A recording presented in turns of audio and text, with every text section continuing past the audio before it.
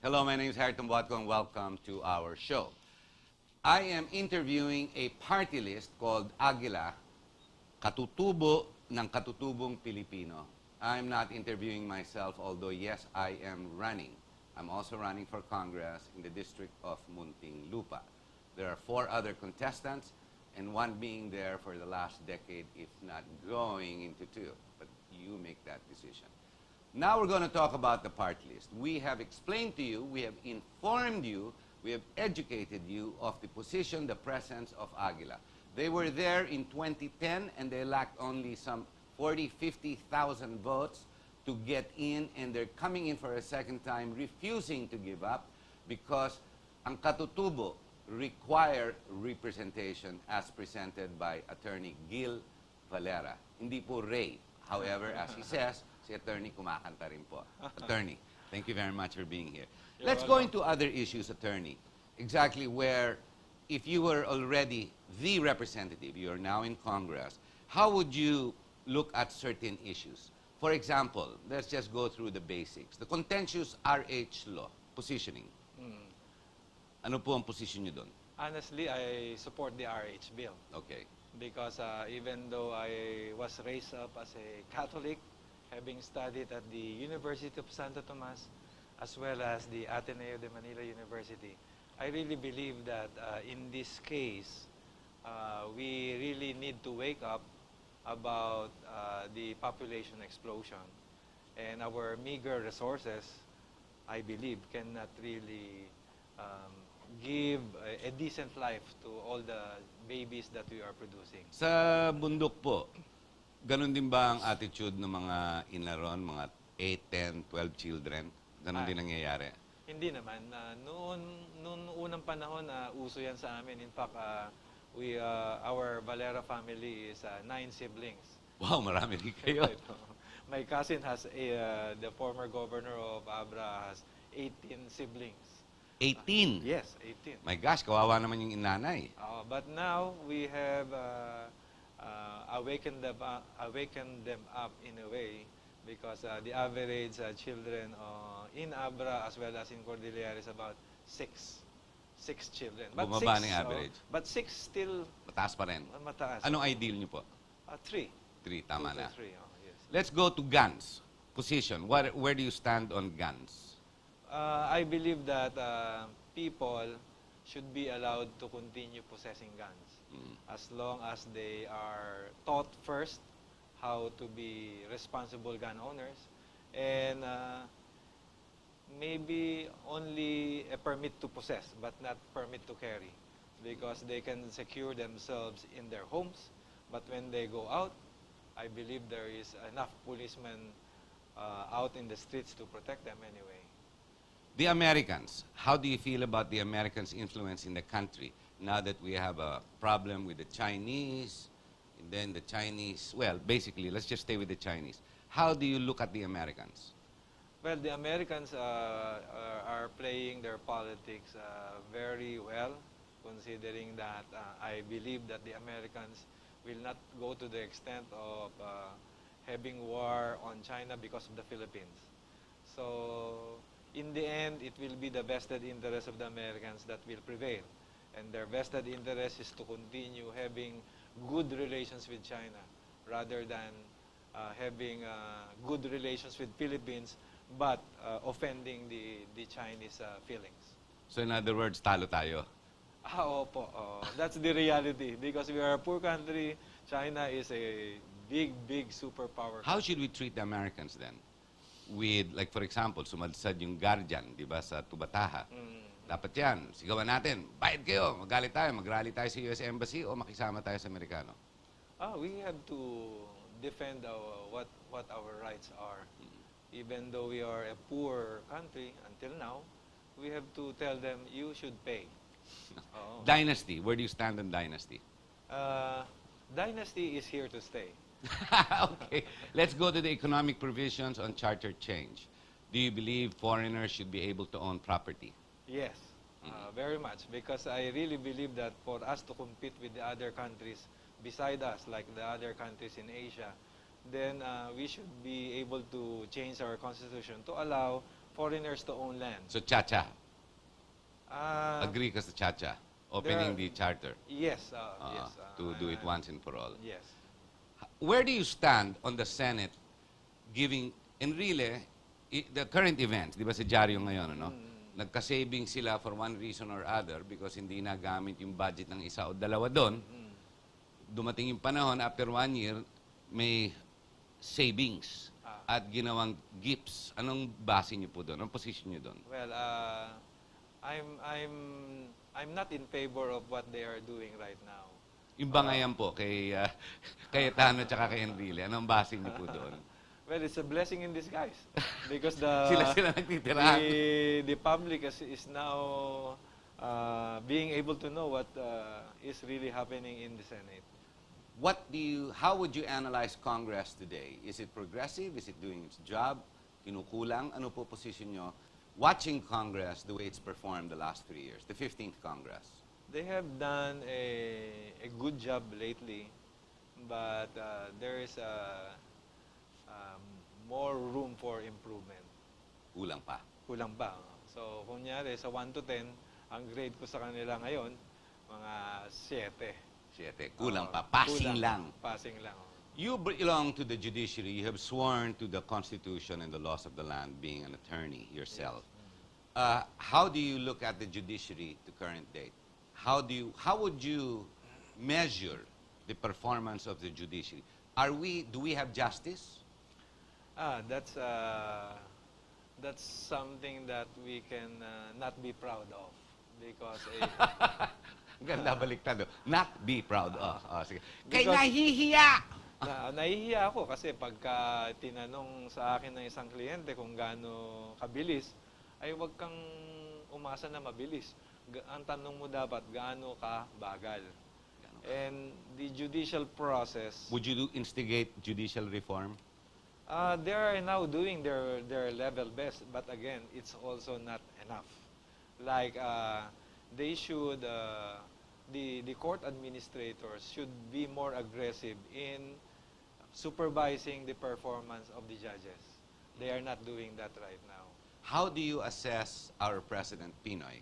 He just came back and said the sick man of Asia is no longer sick, and we are one of the top performers with his administration, saying we are open for business, saying that we have arrived, we have improved, and we're open for foreign direct investment.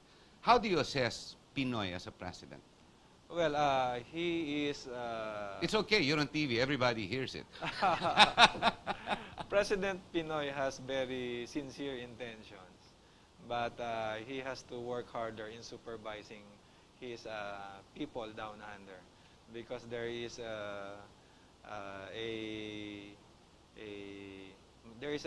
I feel that some of the people under him are thinking that the president may not be a very detailed person, and so some of the people under him are doing their own thing. Ayun. And, So runaway.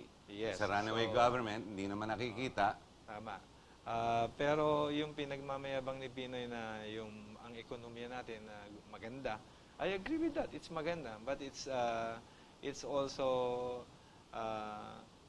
not. But at the same time, hindi bumababa ang pagganda ng ekonomiya sa mga taong masang Pilipino. Kailangan ibaba nila. It should filter down to the masang Pilipino. Wala pa rin. Kasi lalo mga katutubo, wala sila nakikita. Wala talaga. Walang improvement the last 60 years since the birth of the Republic. Oo. Wala pa rin. Ay, wala nga. Tapos hindi pa alam ng mga tao sa central government. That's what's Kasi worse. Na they that's survive. worse. Oo. That they survive. Oo. How about the elections? How do you assess the elections? Is it fair? Yung kalaban. For example, you have 123, as you said, party list groups Yes. with 20 or 30 that may be disqualified depending on the Supreme Court. Let's assume 100 will play the game. Right. You have rich parties and you have poor parties. The rich, of course, involve those who are already sitting because they already have source to funds. Right. You have none. You have to source your own, if not take out from your wallet. Is it a fair, equitable playing field for people like you, which says in Article 2, equal opportunity to public service? Do you feel that is a line that exists? That does not exist, but I know what reality is all about. And the reality is, if you dream then you should start and continue to dream even if you are poor. And there will come a time that you will be able to achieve that dream. I know that some of the people who are our voters may demand some material things from us.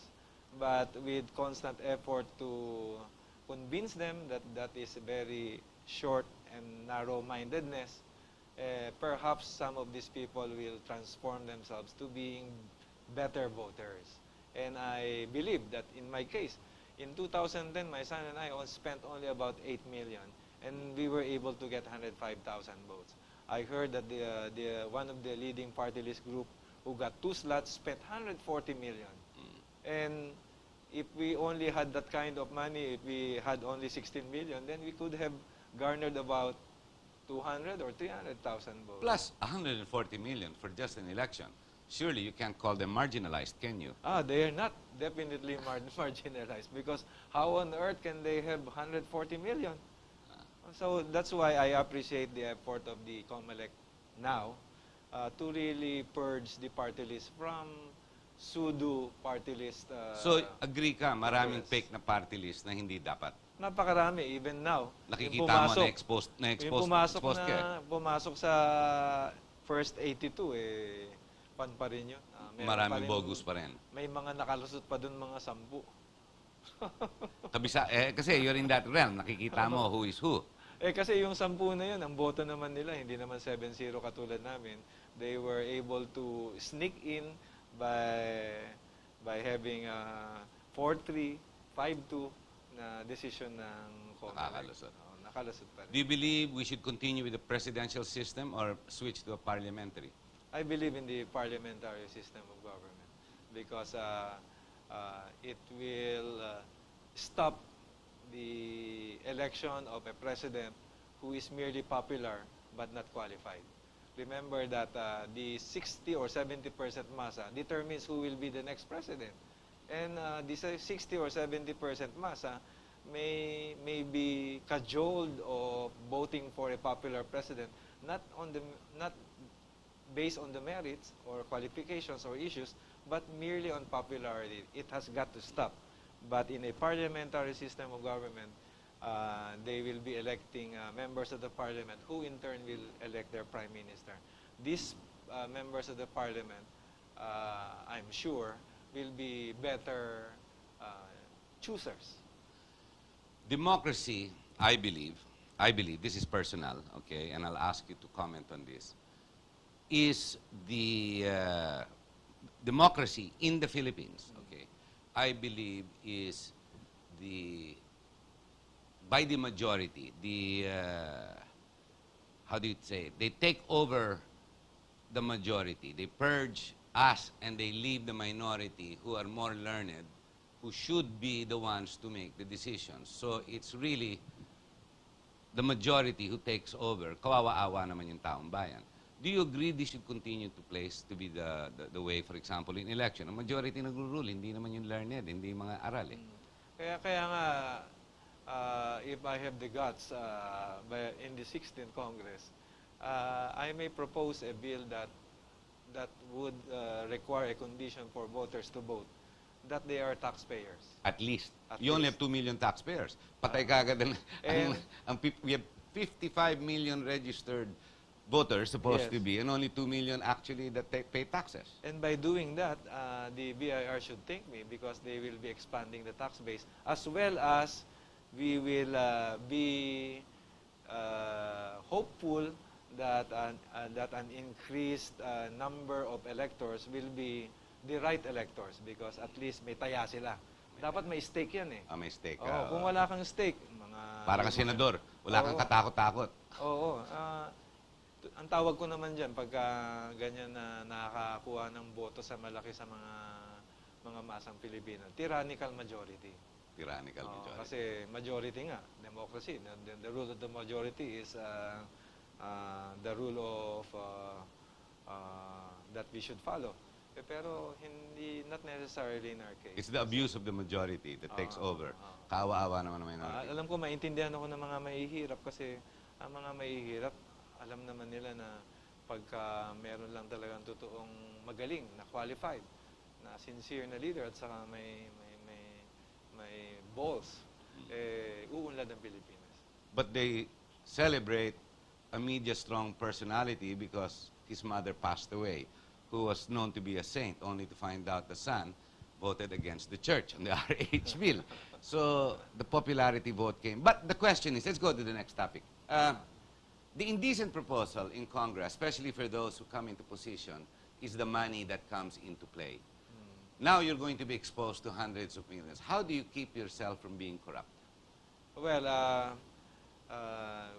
congressmen are entitled to 75 million, I heard, or 70 million. 70 million, but there are a lot more perks other than that. The 70 million is just the PDAF, Yes. yeah, countrywide development fund. But actually, just the office, the committee hearings, the committee chairmanships, the projects and whatnot can go 3, 4, 5 times over that, Right. depending how active you are and how well and how much you know and how much you're willing to understand and how much time you're willing to put into it.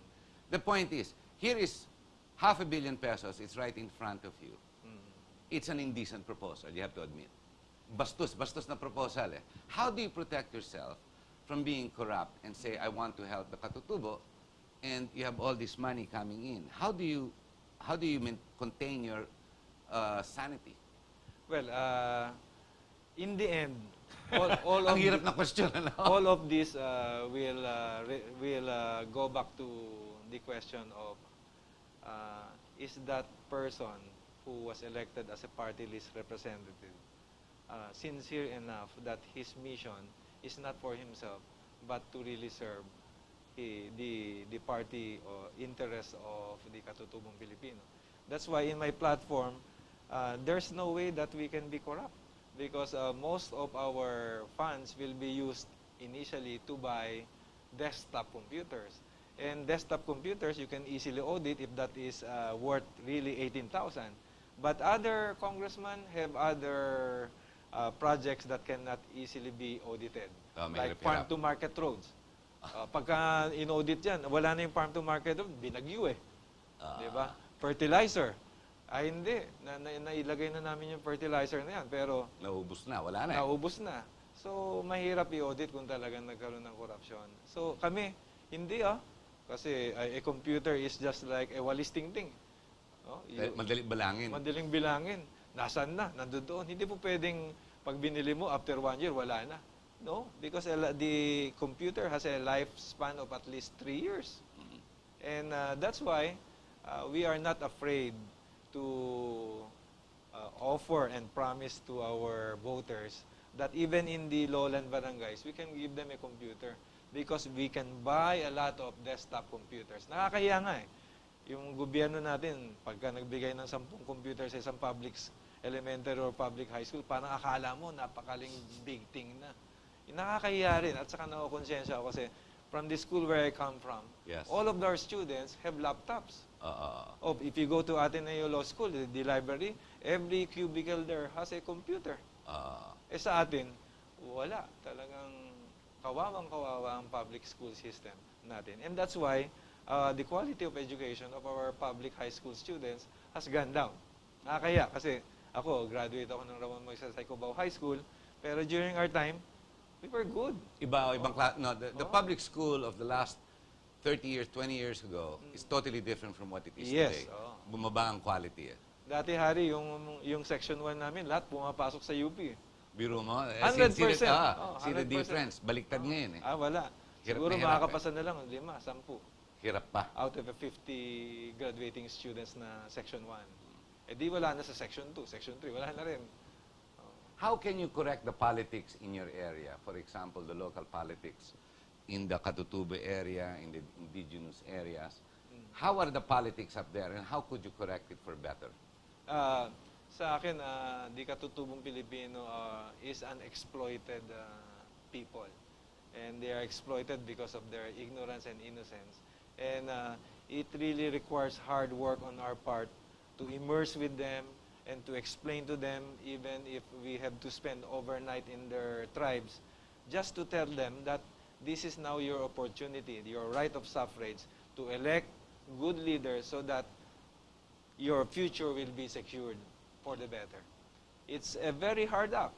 It's just like going back to the biblical days where the disciples of Jesus Christ were pastoring to a lot of doubting people, and they were used to believe in the other priests who promised them everything. And so I really feel that the Aguila, me, in being the first nominee, should be voted, considering that the interest of the Katutubong Pilipino has not really been taken Bakit care of. Agila? Bakit Agila ang icon mo? Why the eagle? Eagle is a very strong bird Why not a hawk? because the eagle is also a bird that can fly even alone. He does not have to be with anybody. Oo nga, no? And Pwedeng so that mag-iisa. eagle It soars soars by itself. high by itself. himself, and that is one characteristic that is needed to really To promote the party. promote the Yes. interests of the Katutubong Pilipino. One last question before we go to the ending portion of the show. Ilan po ang katutubo? Ilan po ang volume nyo? Count. Tingin nyo po. In terms of population, Count. we are Estimate. about 10 to 11 million out of 95 million. Ang dami talaga. Ganun Ang dami. karami. Oo. Buong Pilipinas yan all the way hanggang Mindanao. Ito nga nakakapanghinayang. There are so many, but through the years, we were treated as divided groups intentionally by the Spaniards. And that is for their vested interest. Ang tribong mga taga-Bisaya o taga-Pampanga, paglalabanin sa Ilocano. Ang tribong Muslim, paglalabanin sa Tagalog. Pero hindi So, dapat. Dapat hindi. Dapat nga nagkakaisa. In the other parts of our world, it has been 100 or 200 years that the indigenous peoples have already been united. Huling-huli na tayo. Can Pero you sa unite atin, them, sir? I am. Kaya very mo i-unite? confident, Be it outside of religion, their tribal heritage background, culture, they can be united because they have one thing in common. They're indigenous peoples. Hindi lang yun. They are thirsting for knowledge. So ako, pag nagdala ako ng computer, I know that para akong white knight, hero.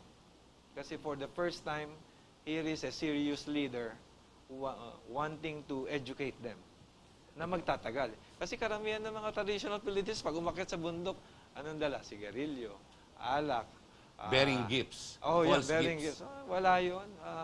They will be happy overnight.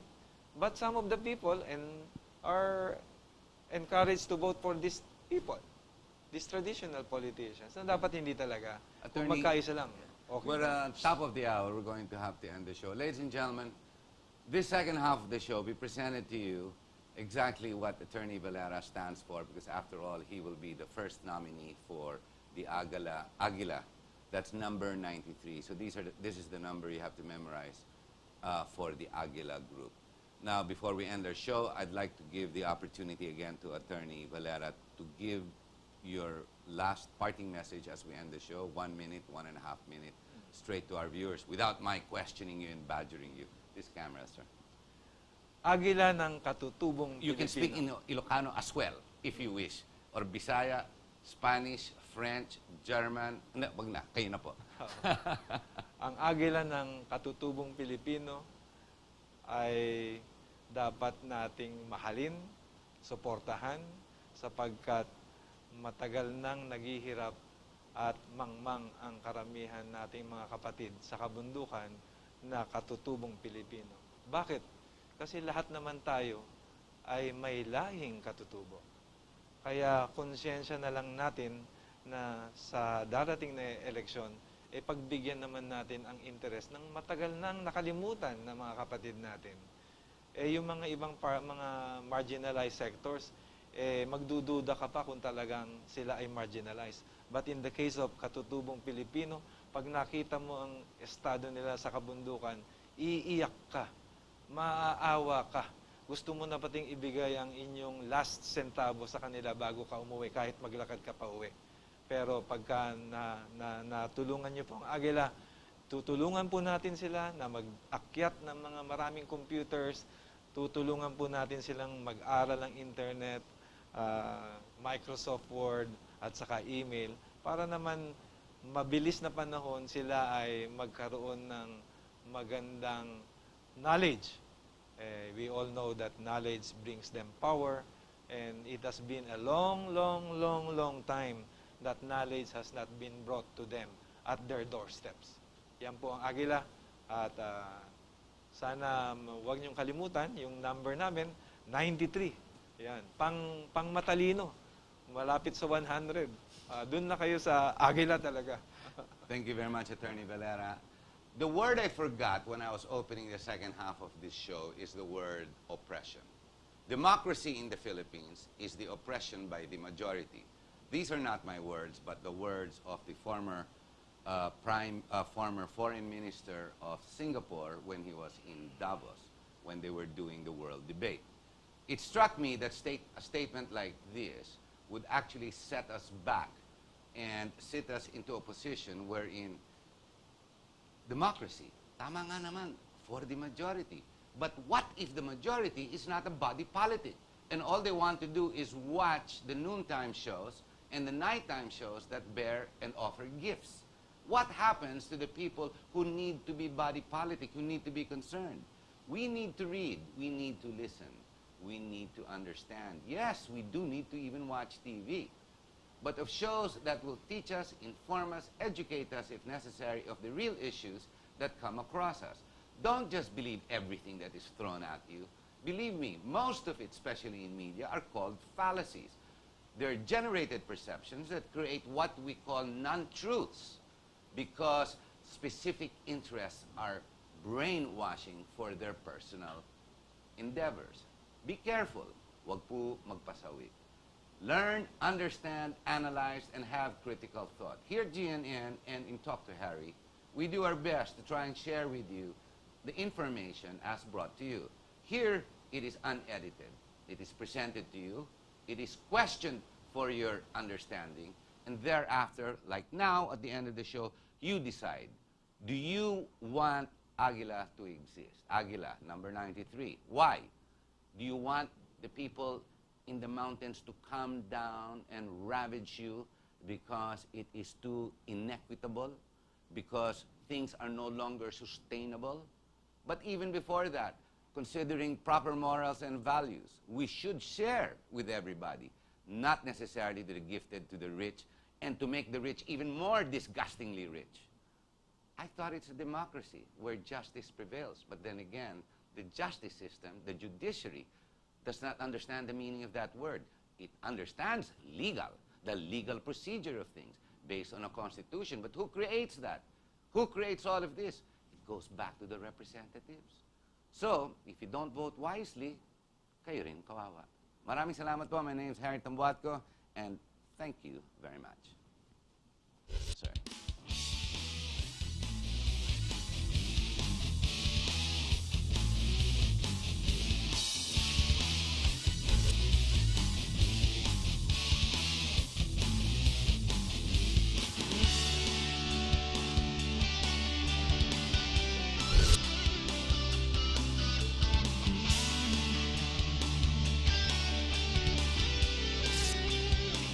You are what you watch.